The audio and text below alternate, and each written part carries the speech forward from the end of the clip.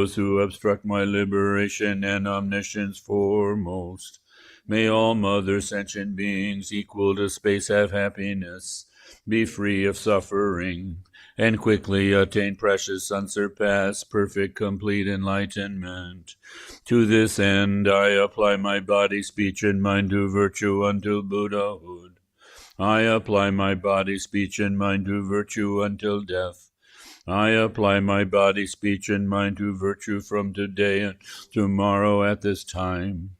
All sentient beings equal to the ends of space take refuge in the nature of all the body, speech, minds, qualities, and activities of those thus gone in the 10 directions 3 times, the wellspring of the 84,000 heaps of Dharma, the sovereign of all the noble Sanghas, the glorious and holy kindred and lineage gurus.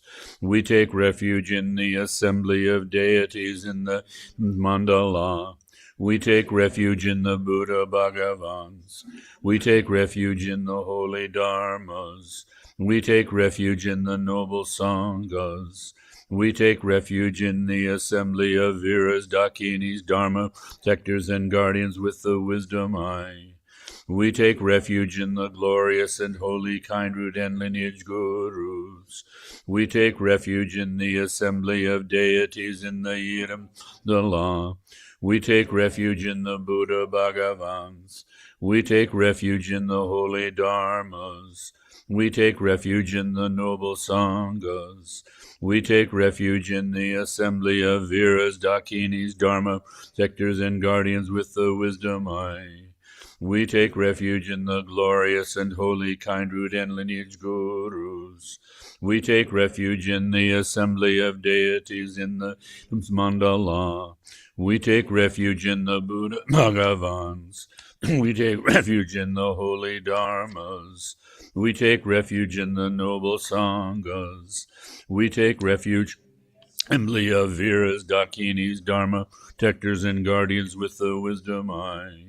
Till I reach the heart of awakening, I take refuge in the Buddhas all. In the Dharma and assembly of Bodhisattvas too I take refuge.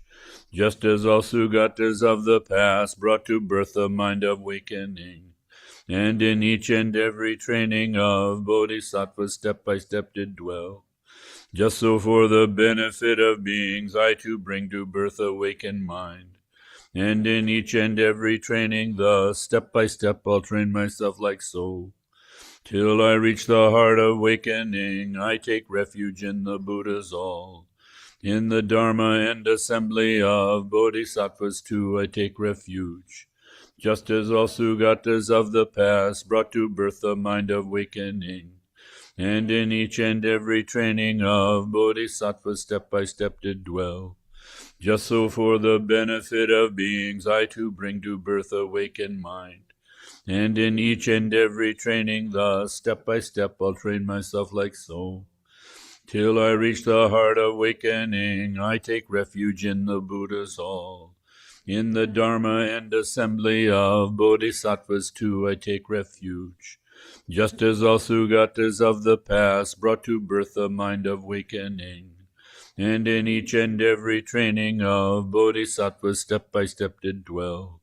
Just so for the benefit of beings I too bring to birth awakened mind.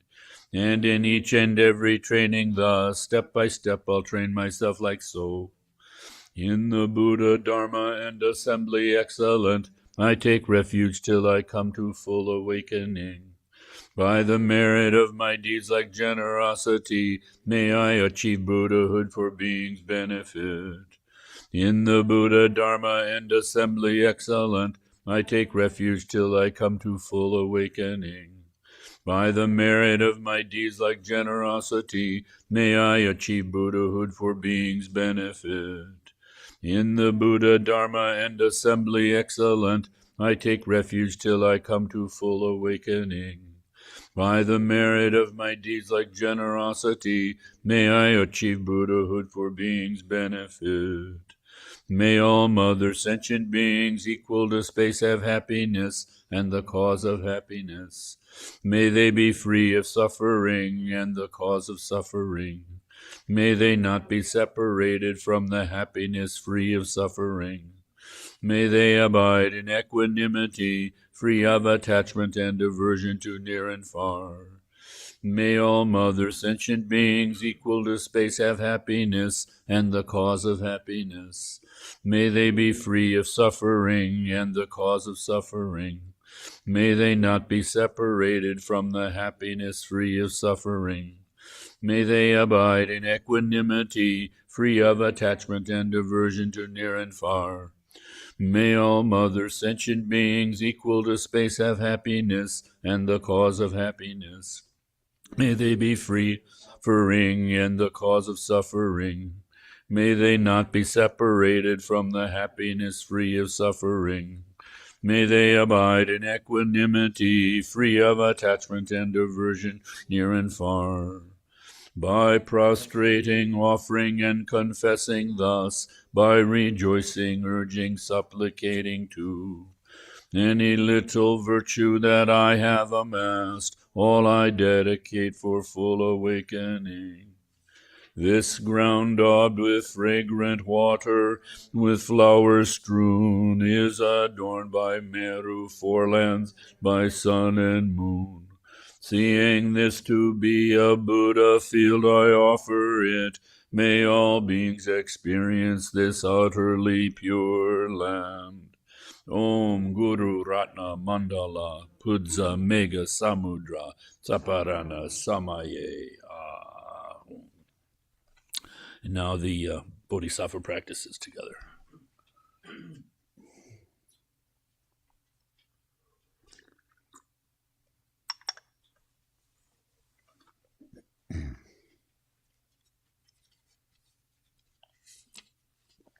Homage to Lokeshvara.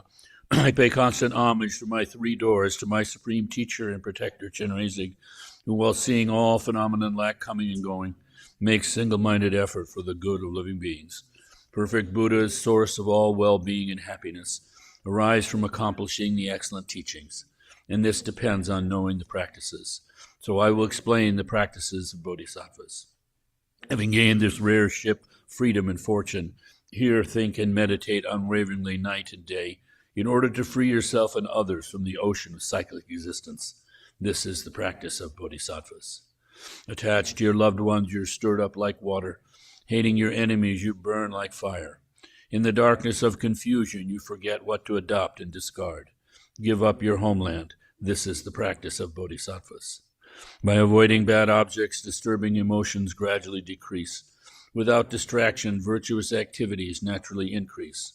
With clarity of mind, conviction in the teachings arises. Cultivate seclusion. This is the practice of bodhisattvas. Loved ones who have long kept company will part. Wealth created with difficulty will be left behind. Consciousness, the guest, will leave the guest house of the body. Let go of this life. This is the practice of bodhisattvas. When you keep their company, your three poisons increase. Your activities of hearing, thinking, and meditating decline, and they make you lose your love and compassion. Give up bad friends. This is the practice of bodhisattvas. When you rely on them, your faults come to an end, and your good qualities grow like the waxing moon. Cherish spiritual teachers even more than your own body. This is the practice of bodhisattvas. Bound himself in the jail of cyclic existence, what worldly god can give you protection? Therefore, when you seek refuge, take refuge in the three jewels which will not betray you. This is the practice of bodhisattvas. The subduer said, all the unbearable suffering of bad rebirth is the fruit of wrongdoing. Therefore, even at the cost of your own life, never do wrong. This is the practice of bodhisattvas. Like dew in the tip blade of grass, pleasures of the three worlds last only a while and then vanish. Aspire to the never-changing supreme state of liberation. This is the practice of bodhisattvas. When your mothers who've loved you since time without beginning are suffering, what use is your own happiness? Therefore, to free limitless living beings, develop the altruistic intention. This is the practice of bodhisattvas. All suffering comes from the wish for your own happiness. Perfect Buddhas are born from the thought to help others. Therefore, exchange your own happiness for the suffering of others. This is the practice of bodhisattvas. Even if someone, out of strong desire, steals all your wealth or has it stolen, Dedicate to him your body, possessions, and all your virtue, past, present, and future. This is the practice of bodhisattvas. Even if someone tries to cut off your head when you haven't done the slightest thing wrong, out of compassion take all his misdeeds upon yourself. This is the practice of bodhisattvas. Even if someone broadcasts all kinds of unpleasant remarks about you throughout the 3,000 worlds, in return with a loving mind speak of his good qualities. This is the practice of bodhisattvas. Though someone may deride, speak bad words about you in a public gathering, looking on him as a spiritual teacher, bow to him with respect. This is the practice of bodhisattvas. Even if a person for whom you've cared like your own child regards you as an enemy, cherish him specially like a mother does her child who is stricken with sickness. This is the practice of bodhisattvas. If an equal or inferior person disparages you out of pride, place him as you would your spiritual teacher with respect on the crown of your head. This is the practice of bodhisattvas. Though you lack what you need and are constantly disparaged, afflicted by dangerous sickness and spirits, without discouragement take on the misdeeds and the pain of all living beings. This is the practice of bodhisattvas. Though you become famous and many bow to you, and you gain riches to equal Vaishravanas, see that worldly fortune is without essence and be unconceited. This is the practice of bodhisattvas.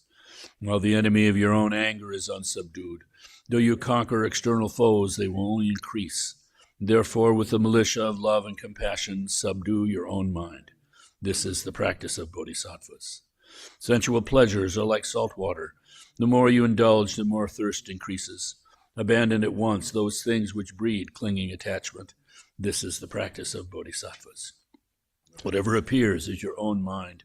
Your mind from the start was free from fabricated extremes. Understanding this, do not take to mind inherent signs of subject and object. This is the practice of bodhisattvas. When you encounter attractive objects, though they seem beautiful like a rainbow in summer, don't regard them as real and give up attachment. This is the practice of bodhisattvas. All forms of suffering are like a child's death in a dream. Holding illusory appearances to be true makes you weary. Therefore, when you meet with disagreeable circumstances, see them as illusory. This is the practice of bodhisattvas. When those who want enlightenment must give even their body, there is no need to mention external things. Therefore, without hope for return or any fruition, give generously. This is the practice of bodhisattvas. Without ethics, you can't accomplish your own well-being, so wanting to accomplish others is laughable. Therefore, without worldly aspirations, safeguard your ethical discipline. This is the practice of bodhisattvas. To bodhisattvas who want a wealth of virtue, those who harm are like a precious treasure. Therefore, towards all, cultivate patience without hostility. This is the practice of bodhisattvas.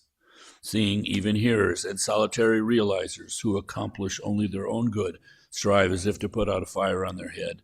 For the sake of all beings, make enthusiastic effort, the source of all good qualities.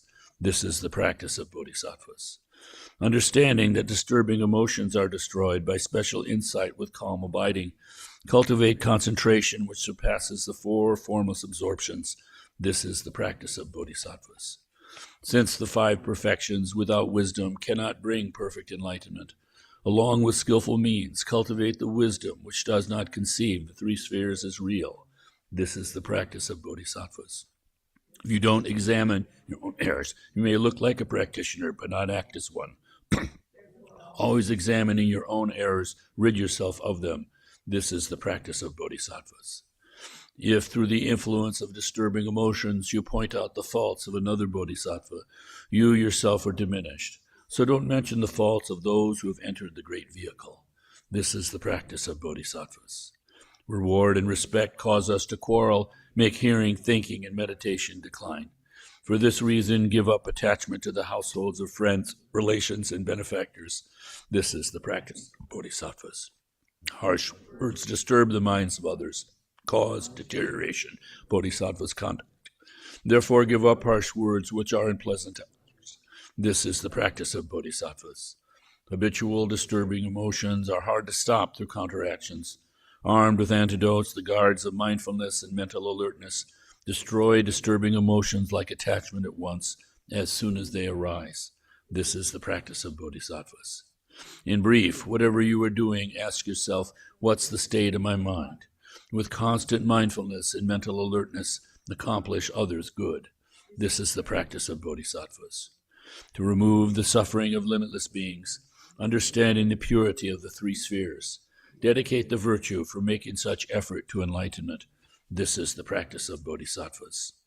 For all who want to train on the bodhisattva path, I have written the 37 practices of bodhisattvas, following what has been said by the excellent ones on the meaning of the sutras, tantras, and treatises.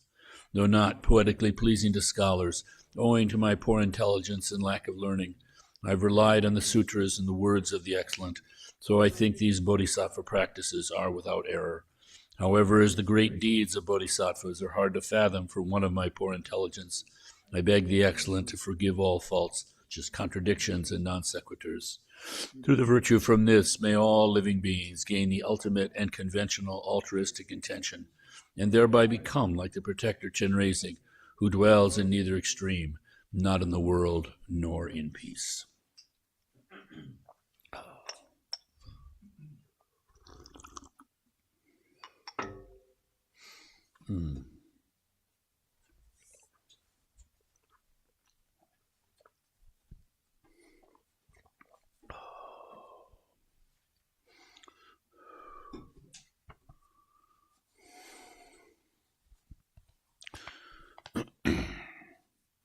You know, we find ourselves in such a fortunate situation.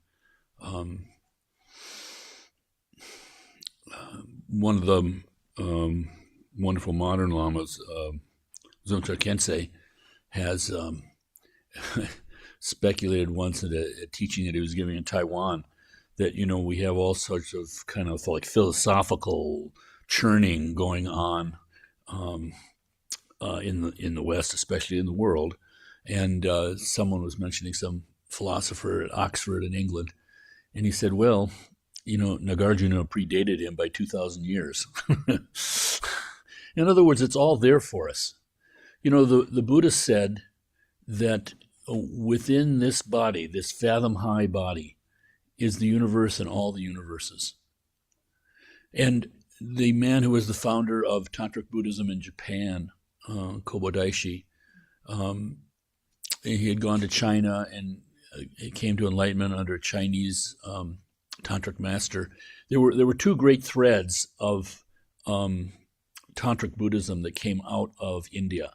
One is the one that we're familiar with, which came through the Silk Road, Tibetans and Central Asian empires, all these people that we don't even know, the Sogdians, the Khotanese, all these remarkable people. For instance, the first book in the world, the first book that was ever printed in the world is the Diamond Sutra. And it was printed in Chinese, but it was translated from Sanskrit. And the man who translated it, Kumrajiva, I believe, but forgive me, my brain is going as I get older. I forget all these names.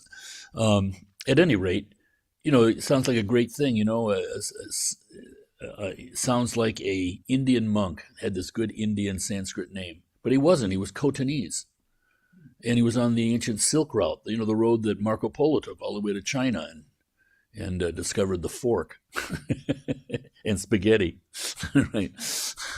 Nonetheless, these tremendous cultural exchanges that were going on. And as I think probably all of us know at this point, you know, it's like the Buddha's Dead Sea Scrolls, the Dunhuang Cave. Dunhuang was a big center on the Silk Road in Western China, far Western China, before you came to this tremendous, like the Gobi Desert, you know, and the danger of crossing it. But nonetheless, it was Taklamakan, I think, desert. Anyway, the British and the French discovered in 1908 100,000 texts stashed that had been hidden in these caves to preserve them. So we have all this knowledge of what was going back and forth. At any rate, Tantric Buddhism came up through modern-day Pakistan and Afghanistan. That's where Guru Rinpoche was from. Can you imagine? Curving around towards China, north of the Himalaya. But there was another route. And so from there to the Mongols, the Tibetans converted the Mongols. Yeah, the grandson of Genghis Khan wanted to conquer Tibet. And the Tibetans talked him out of it. Can you imagine that? Is there maybe something for us to learn from this? He said, "Look, we'll give you spiritual teachings. We'll give you spiritual teachings. And say you can control our country, but it's still our country." I said, "Okay."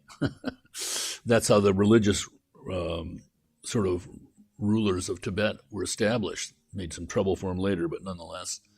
At any rate, so you had the Mongols, the Tibetans, and all that, and then at one point, a Mongol became emperor of China.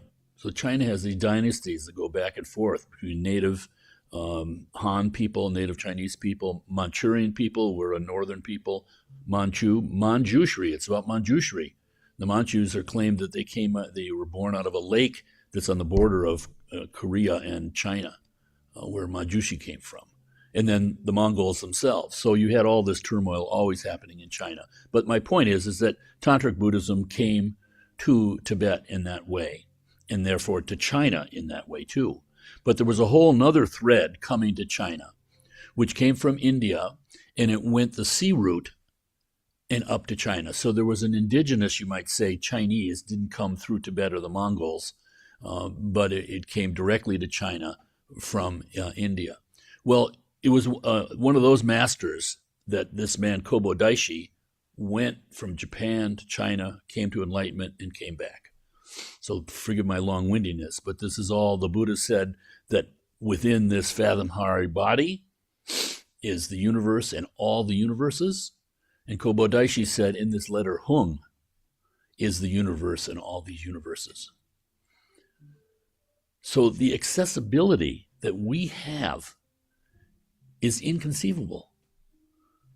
The teachings are, as we all know, it's like this vast ocean, the depths of it and the power of it, everything manifesting and what it supports, all the life, it's inconceivable. And they put those probes down 2 miles or something. You see all those strange critters. They look like something alien.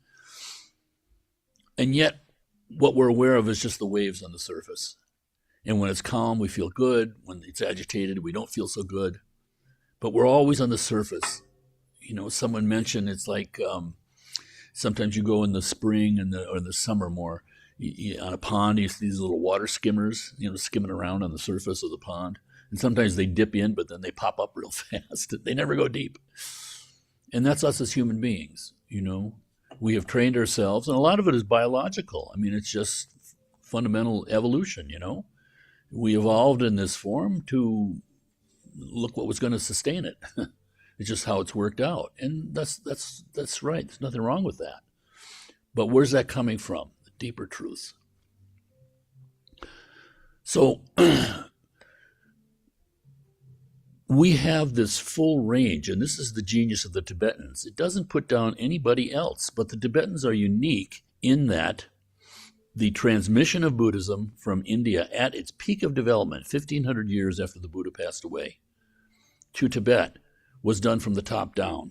The emperor said, okay, the Tibetan emperor who had conquered Western China, very powerful, said, okay, we're going to be Buddhists now, basically. And so they spent for hundreds of years, they sent their best and brightest across the Himalaya, brought back the full range of Buddhism as Buddhism was at its cultural peak of development 1,500 years after the Buddha passed away. So what that means is that within Tibetan Buddhism, you can find any kind of Buddhist practice. And this is a wonderful thing for us as Americans because you don't have to fit into somebody else's mold. This happened at the Zen Center, for instance. Zen is valid, has this tradition, not more than tradition, this transmission.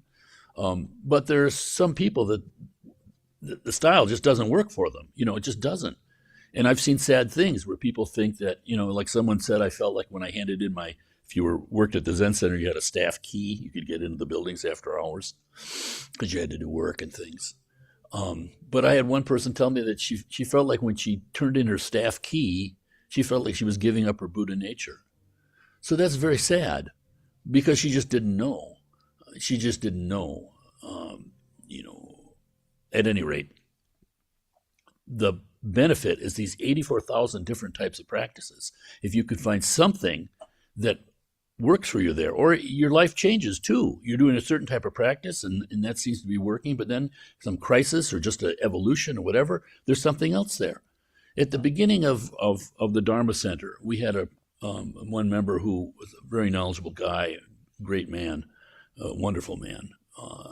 And he told me later that he had talked to the Lama who came, and he said, I'd like to practice with you, be your student. And he said, okay.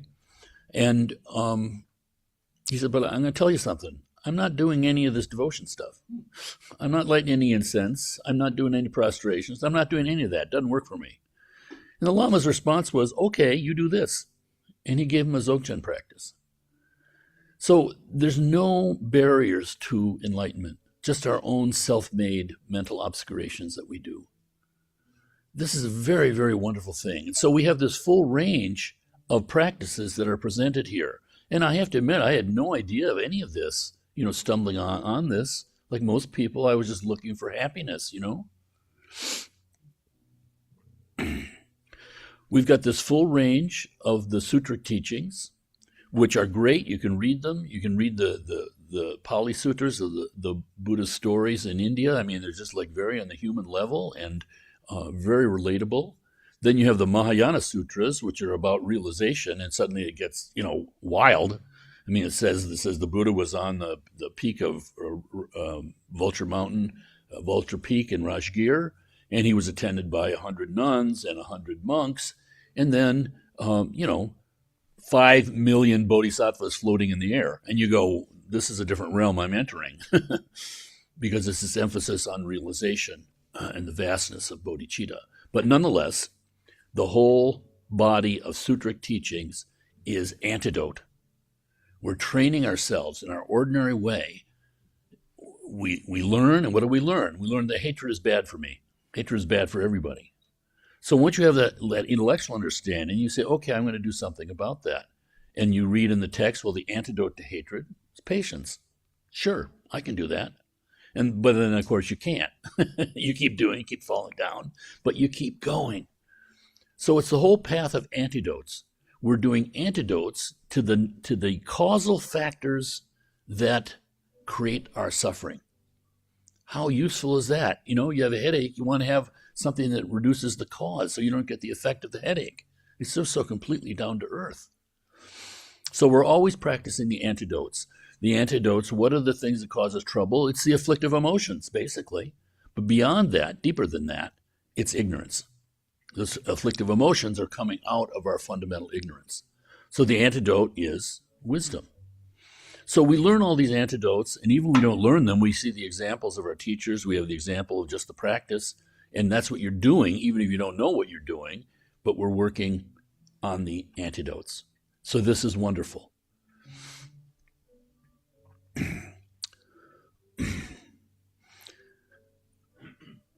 Then to go the other way, there's this body of teachings, the sutras. Then there's the body of direct realization. You can go right there. Different names for it. Madhyamaka, Dzogchen, the great perfection. Mahamudra, the great seal. Why the seal? Because it said in a kingdom, if a king who controlled all this territory just put his stamp and a seal, it immediately was in power all throughout the kingdom. So it's completely vast instantaneously. But those teachings are not easy. It seems easy because it's simple, you don't have to learn all these things. It seems very simple, just direct recognition. But our habit is so great. And when we begin to meditate for the first time, we see this overwhelming tsunami of thoughts and distractions.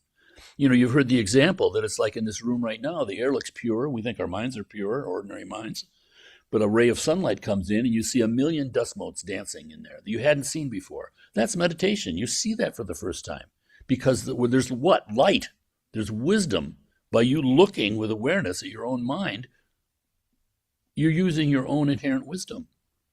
Many people get very discouraged at that point. Khenpo Sherab Ozer said too, he says, my practice, he says, bodhicitta, Very difficult. He says, you know, it's like people think Dzogchen is you just open your mouth and you stare up at the sky. And he said, but that's very easy. Dzogchen bodhicitta is very hard. Why? Because with bodhicitta, we're dealing with ourselves where we're at. You know, I realize I'm thinking about myself all the time. I'm never thinking about others. Occasionally, you know, it's just amazing how we're wired and how the mind just goes and goes and goes and goes and goes. So even when we have the teachings of bodhicitta and we see great examples of it, it's still our habit is so strong. So we're working with our habit. That's why we repeat everything 3 times. That's why, you go through Dharma centers and all these things that people say, well, Americans especially, I don't need that. I can just stay at home. Yeah, but no. Nagarjuna said the 2 truths. There's conventional truth and absolute truth. And they actually are the same thing. I mean, they're unity. They're non-dual. They're not 2 different things. And yet in practice, we come to the absolute through the conventional. And there's so many of us who want to reject the conventional, It's an ego thing. I'm sort of above the conventional. I don't need to do that. I don't need to be practicing patience. I've got this wonderful, powerful mind. We do all sorts of tricks with ourselves. But at any rate, we've got the sutric path of antidote. That's the basic practice. And then there's this highest path of direct recognition. And then in between, there's this whole body of teachings that has like a foot in both worlds. And this is what's remarkable, the subtle teachings of the Vajrayana. This is the path of transformation. Guru Rinpoche said that the Tibetans believe that this is the most effective practice for our times. Why? Because our times are marked by, first of all, a complete sort of moral inversion that goes on. People see non-virtue as being virtuous. The society can see non-virtuous things as virtuous and virtuous things as being non-virtuous. So we're really at odds with ourselves, with our deepest wants. And also it's a time when the afflictions are very crude, they're very heavy. And that's certainly true. We can see that in our own lifetime. I mean, there are little cycles within bigger cycles, so you can't take something too definitive about this, but I know the difference, between my lifetime, just like people have always had their differences, but the invective and the hatred, and oh my goodness, we've lost some of our subtlety for sure in a public way, but nonetheless, this path of transformation, it is so powerful because why? Because one, again, a foot in both worlds. So it's about these deep, profound teachings, and at the same time, in a way that we can at least relate to them. What do I mean by that? Well, look, we're sitting here right now. Someone walks into the room right now with, a bar of gold, and says, "Gee, I want to give White Lotus a bar of gold," and for the Dzogchen direct recognition, it's no big deal. The Buddha said he regarded jewels as like dust motes or something. He has some quote like that. I mean, it was just, there's no attachment to anything. To someone on the antidote path, it's like, oh boy, that gold, but I better do something to protect this, that could be used for benefit of others. That's a wonderful thing. But, maybe we should get a safe and protect it. So it generates all this reaction in your mind. And then you're always dealing with those reactions. So you're doing it for virtue. But in the Tantra, that gold appears, it's there, but it's like the gold crown of the Buddha that you're visualizing yourself as. So you have attachment in the sense that you're recognizing something. You're recognizing gold as opposed to ruby, as opposed to dirt. And yet at the same time, there's not any attachment. There's no grasping, because from the beginning it's mind-made. And this is the teaching throughout all of Buddhism. It's all mind-made that we're dealing with. This is why it seems to be so slippery. It says that when we die, when we enter the bardo, the great opportunity, I mean, the Buddhism takes advantage of death itself and then the after death state as being a tremendous opportunity to come to awakening. And why? Because in the after death state, I mean, first we die, everything dissolves, right? And then there's this moment of clear light. And it's said that it's faster than a snap of a finger. The more practice and virtue you've done, not just Buddhist practice, but the more virtue you've done in your lifetime, the great thing of the human situation is that we are so solid and material, you might say. Because then when we do something, it has sort of like more weight in a sense mentally. You know, if you're doing virtuous things, that's training your mind. That training is there. So in this moment, when we come back up out of unconsciousness, it's said the moment will last longer, depending how much virtue you've trained your mind to do. It will appear to last longer. Basically, your concentration has increased and your awareness has increased. There's nothing different going on, but you are aware of this moment. So there's a chance to go to complete enlightenment right then. But of course, virtually everybody misses that. And what happens? Then the mind starts to remanifest. And it said first comes the peaceful deities. And then finally, when we don't recognize any of those, the wrathful deities come. And the wrathful deities scare us unless we've practiced them. And so we get thrown into this bardo state, this on our journey to our next birth. But what's noted is this is a mental existence. We're not anchored in a body. This anchoring in our lifetime right now is a very positive thing. It gives a certain kind of stability to the mind. But in the bardo, it's out there. So that's the great opportunity, is that if you're thinking of a virtuous thing in the bardo, if you have a devotional thing, whatever the Buddhas, your mind can go there instantly, like from here to Jupiter in instant, like quantum physics or something. But conversely, if you're having negative thoughts, they have that kind of power too, because the mind is just unhinged.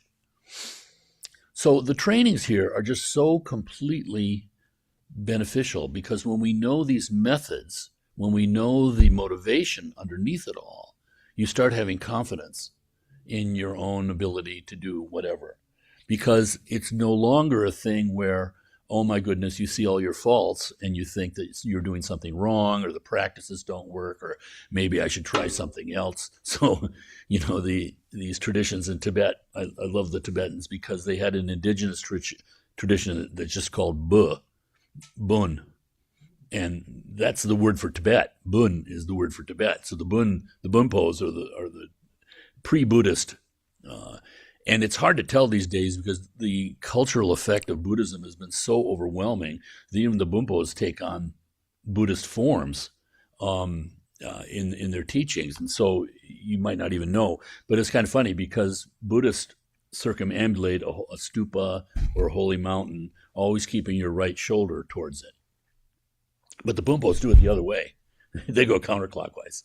And so when we were at Mount Kailash, for instance, we were circumambulating Kailash, and we have people come in the path, coming the opposite way at us. And we knew they were Bunpos. But the Dalai Lama says, everyone says, people like me say, oh yeah, there are 4 branches of Buddhism in Tibet. And you name them, blah, blah, blah, blah, blah. Dalai Lama says there are 5, because he includes the Bunpos. I love it. At any rate, there was a wonderful Bunpo teacher here in downstate. And I was at a conference once where the Dalai Lama spoke on the 10th anniversary of something, I can't remember. At any rate, this Bunpo teacher was there, and he told me a story where he said, he wasn't used to America, He said he came over here and he was teaching Bunpo Dzogchen teachings, and he had one student who seemed to be doing pretty well, was coming around, participating, and asking good questions and everything. And then the guy disappeared. I said, welcome to America. But he said he disappeared. And he said, and then I bumped into him like 8 months later in the grocery store. And I said, where'd you go? I mean, what are you doing now? He said, yeah, I know I was into Dzogchen, but now I'm into skydiving. I said, welcome to America. So these traditions are profound. And they're not only profound, but they're weighty in the sense that you have 2,500 years of people, you might say, wrestling or practicing, walking the path. And so this is so wonderful because this is a great Japanese master who said, the Dharma is like the ocean. The farther you go into it, the deeper it gets. But that first step, you're already in the ocean. That's what's so incredible about it. You don't have to be qualified. We all have Buddha nature. It says in the Kala Chakra, maybe the highest teachings, the Kala Chakra Tantra of this transformation path, it says all beings are Buddhas. Apart from that, there aren't any Buddhas. It's so hard for us to, embrace that fully. But the fact that we can even come across that intellectually, even as maybe a proposition, is incredibly profound. Because again, the depths of the ocean, we're touching the depths of the ocean. We're touching it all the time, but we just don't know it. But the conscious recognition is tremendous. Allows us to continue going. We do this, the vows of Samantabhadra. We often do this. Kempo likes the Samantabhadra prayer.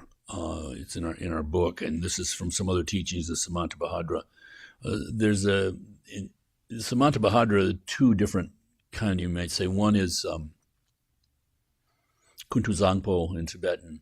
There's the Buddha Samantabhadra, which is kind of similar to Vajradhara, the Adi, the highest Buddha, the Buddha out of which all the Buddhas come. You might think like that. So there's that. But then there's Samantabhadra, who's a great bodhisattva. And all sorts of texts about his great searching for enlightenment, the things that he went through. I think of the 108 deeds of Samantabhadra.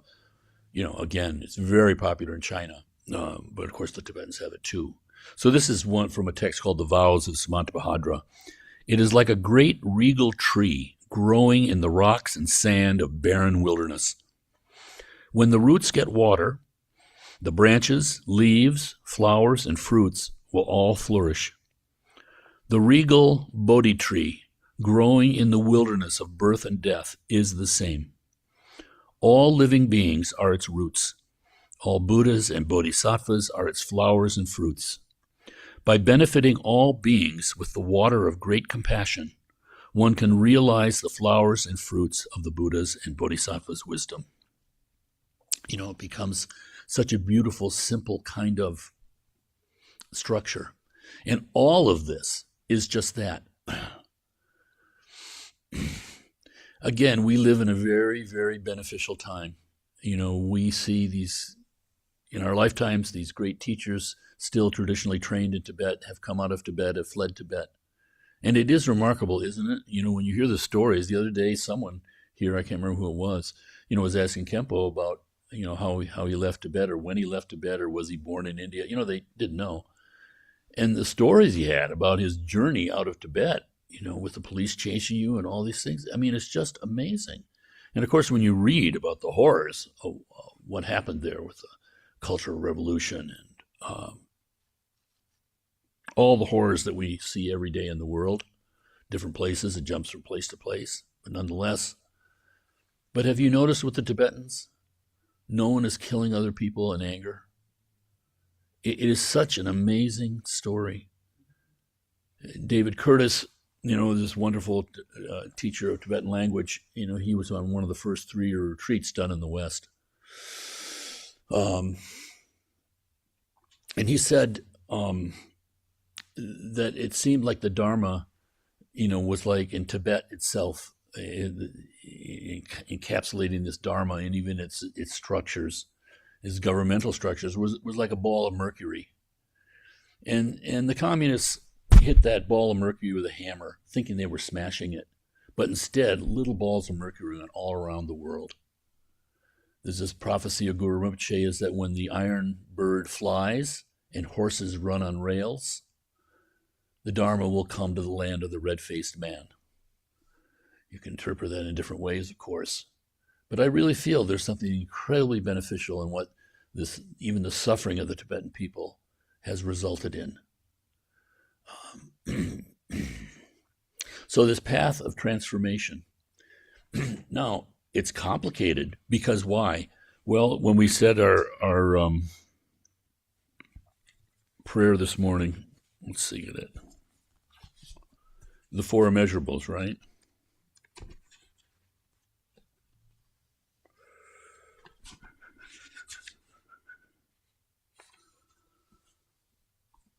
May all mother sentient beings equal to space have happiness and the causes of happiness. This is love. May they be free of suffering and the cause of suffering. This is compassion. May they not be separated from the happiness free of suffering. This is our kind of joining in with other people's joy. Garinpoche says the fastest way to enlightenment, you see virtuous things happening and you just become one with it. You take joy in the joy of other people. Suddenly we're living in more joy than we can accommodate. And finally, may they abide in equanimity, free of attachment and aversion to near and far. This is the great impartiality. Not the impartiality of I don't give a damn what's going on there, but rather shows you the high level of it, that our mind is not agitated by all these fearful things. So, when Buddha practiced on his own, he attained with different teachers to those last two. So these, this is the mindset prayer, the four immeasurables, but they reflect realms actually. So we have this realm of desire that we live in with the animals, with the hungry ghosts, with the hellish beings, with low-level sensual type god realms, hellish existences, all of that. That's the realm of desire. And then the next realm is the realm of form, but this means subtle form, beyond sensual gods, but godlike existences that are just completely, mind based. And then above that is the formless realm, arupa in Sanskrit, the formless realms. It's made up of these four. So the first level is the level of the infinity, the vastness of, let me see if I can remember here, of space.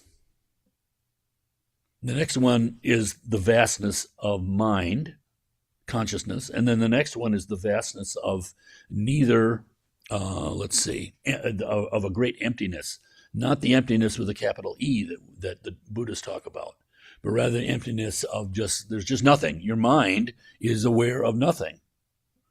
And the top one, the highest of the arupa forms, is neither perception nor non-perception. Extremely subtle existence, mental existence. It said you can maintain in these states for eons.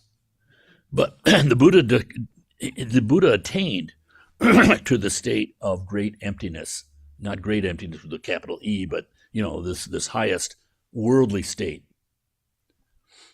And he was unsatisfied. His teacher said, "Why don't you take over my students in that? You've attained what I've attained." And he said, No, I don't know the answer to suffering yet. So he went on, found another teacher, greatest teacher of the day, and he attained to the great equanimity, the great impartiality. But it's kind of a distant impartiality, It's not the ultimate state. And it's like you're apart from everything. And so there's no connection with ordinary beings and suffering. You're seemingly beyond it. Well, the Buddha then rejected that, went further in his great awakening. But what did he do? He put those four highest states in terms that people can relate to. This is the great compassion. So this state of the vastness of, what's the first one? The vastness of, forgive me here, mind,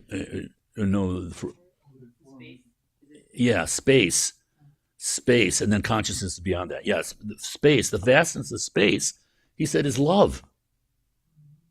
When you are involved in love in a true way, you have true, like the mother, jumps off a cliff for her child. You're in that state. Now, it doesn't last for us, I understand, but we can have confidence in it. And this vastness of consciousness, the vastness of mind, that is compassion. So sometimes the more I learn about this, and you feel a little bit uncomfortable. Our word compassion, English is not Sanskrit. These words have so many different meanings. I say I love my wife. I love coffee. I love my cat. I love the Minnesota Vikings, although I hate them. Right. But we use one word, love. So it's kind of confusing, right? We don't really know what we're talking about. When we say compassion, the same thing. Most of us think of compassion, it's just like, well, I kind of I feel your pain, but it's kind of the compassion that we're driving on the highway, there's a terrible accident, everybody slows down. One is just curiosity, but there's kind of it's like the news, we like to hear bad news. There's something in there that we're attached to, that we're involved in. We can't just stay away from it. I mean, we have to deal with our mind as it is, but we're trying to use everything. That's all right. But my point is that the Buddha brought this right down to earth. And then the next one, the great one that he had realized, the emptiness without feeling, you might say. It's all there. It's all there. So he took these highest states and connected into these highest spiritual states. This is the great compassion. We are never apart from. It's wonderful to talk about some vast place of space, It sounds great, and I'd like to be there. But when you realize it's love, then suddenly, it's like Kempo said, bodhicitta's hard. Just standing with your mouth open, gaping at the stars, that's not hard. So the relative is the way that we come to the absolute. And of course, that's where the action really is. That's where the rubber meets the road. So we're extremely fortunate in these ways, these profound teachings. In the path of transformation, for instance, so we have these four immeasurables, right, in the teachings, the antidote teachings, the teachings of the antidote, where we're slowly working in a very human way.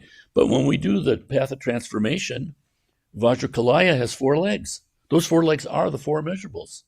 He's standing on the four immeasurables. So there's a complete involvement with it. And in your mind, when you do that kind of practice, you're not thinking that. I mean, you have to know that. You need to know that. But even before you know that, you are absorbing the four immeasurables by visualizing yourself as Vajrakalaya standing on those four legs. And most of us, it's very, very humbling. Because years ago, I did a Vajrasattva weekend by myself, a little Vajrasattva retreat. And at the end of the practice, you dissolve all the sentient beings who have turned into Vajrasattva. They dissolve into you as Vajrasattva, and you eventually dissolve into emptiness. But I was working on this for a whole weekend, right? Saying that mantra again and again and again, doing the visualization. When it came time to dissolve the visualization at the end of this 3-day weekend, I realized I hadn't had any sentient beings in my visualization. But that's a great teaching. You realize, you selfish son of a bitch. You're out here pretending. Not pretending, though. Not pretending. So all the meaning is in that path of transformation. There are forms that we can relate to. They all relate to things in our life right now. But it's like the subtle aspect of it. It's like the gold in the crown instead of the gold walking in the room. We're immediately in a mind-made realm, and we're putting ourselves there. It is our realm. We are Buddhas already. So we can act like one. It's the path of result as opposed to the path of cause. So again, this path is just rich in meaning, rich in methods.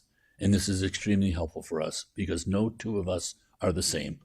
In fact, none of us are the same person we were 10 seconds ago. So to be able to face this incredible dynamic change of the mind and then use that, it's incredibly skillful. Okay, if Gretchen were here, she'd be waving at me that I've talked too much. I wanted to read one thing. So again, this the Perfection of Wisdom Sutras. I mean, we know, gate gate paragate, that's the shortest thing. The shortest is just the letter A. But then beyond that, gate gate paragate parasamgate bodhisvaha. And then beyond that, the Heart Sutra. And then beyond that, there are, I can't remember, maybe 10 different Perfection of Wisdom sutras.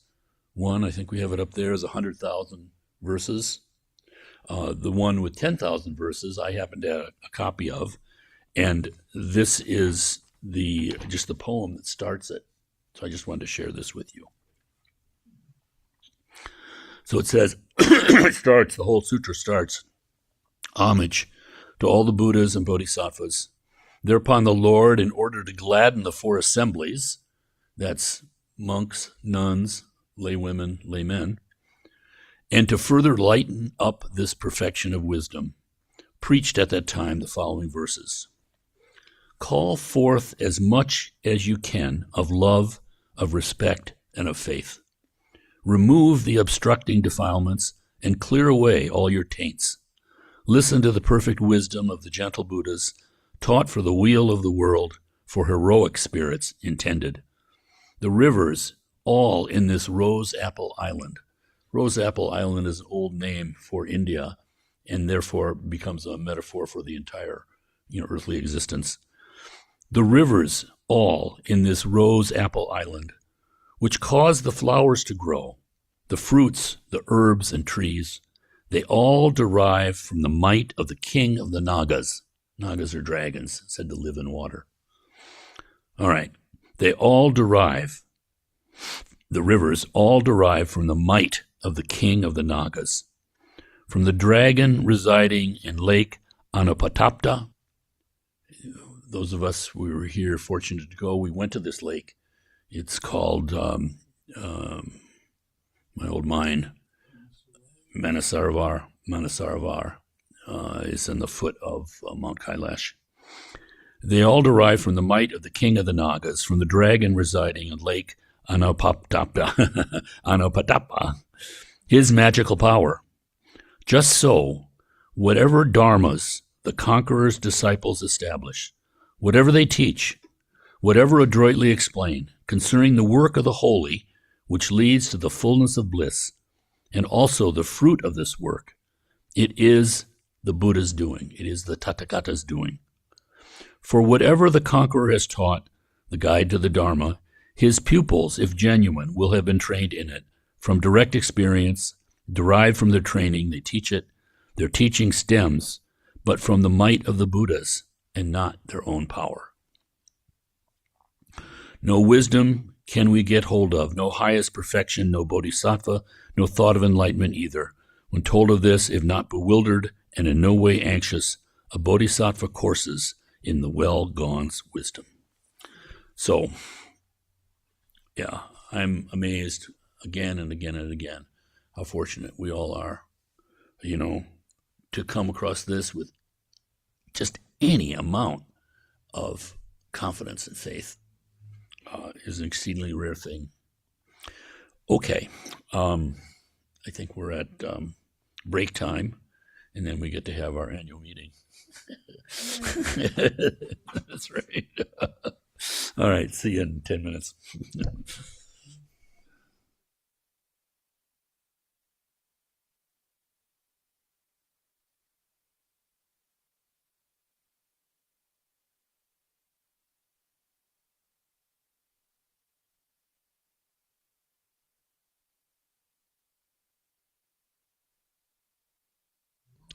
For anyone who's on YouTube watching this, we're going to stop the feed to YouTube. You can join us on our Zoom, which you can find the link to that on our webpage, whitelotusdharma.org.